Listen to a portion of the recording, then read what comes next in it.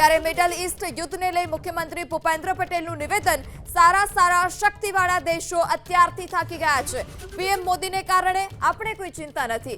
2 દિવસ લોકો અફવામાં દોરાયા, પણ હવે લાઈનો નથી લાગતી. કેટલાક લોકોને અફવા ફેલાવવામાં મજા આવતી હોઈ શકે છે.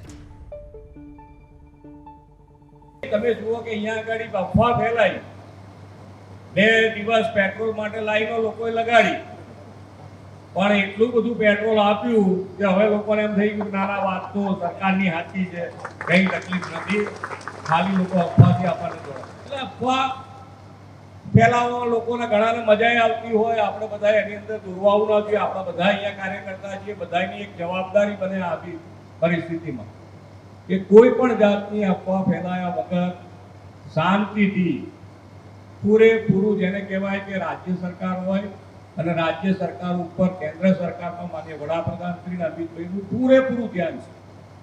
અને અહીંયા ગુજરાતના આપણને કોઈ તકલીફ ના પડે એના માટે, અને કોઈ પણ રાજ્યને કોઈ તકલીફ ના પડે એ પ્રમાણેનું આજે પૂરેપૂરું ધ્યાન કેન્દ્ર સરકાર રાખી રહી છે.